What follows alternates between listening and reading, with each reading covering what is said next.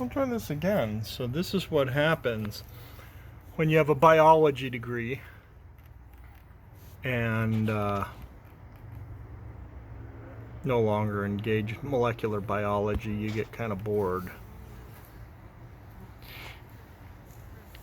So the big bar in front, the metal thing, that's an entrance reducer. This hive is a new hive. It came to me with just 3 active frames and a queen. And a full hive will have 16 frames of this size. So in order to keep pests out, like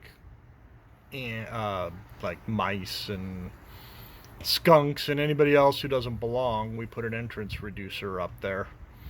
And it does a pretty good job of keeping them out. But as you can see, it doesn't slow the bees down a bit. Later we'll remove the entrance reducer when this hive gets a little bit bigger. Right now what I'm looking for is to see if anybody's coming back with pollen. Not that it changes anything I'm going to do. A week ago they were just loaded with pollen when they were coming back. And there's still a ton of stuff in bloom locally, so there's no reason to think they're not gathering pollen. But for some reason tonight, these guys don't seem to be having much pollen on them. They may not be out foraging right now. They may just be out trying to thermoregulate the hive, which they do. One thing I want you to see is just how passive these bees are. So the camera's in my hand. It's probably 4 inches away from the hive entrance, and you see nobody's flown towards the camera. Nobody's landed on the camera. Nobody cares about the camera. I assure you, if I stuck my hand in front of that metal grating, you would find they really quickly care an awful lot. And within seconds, there'd be 50 bees chasing me. I'm not going to demonstrate that for you. But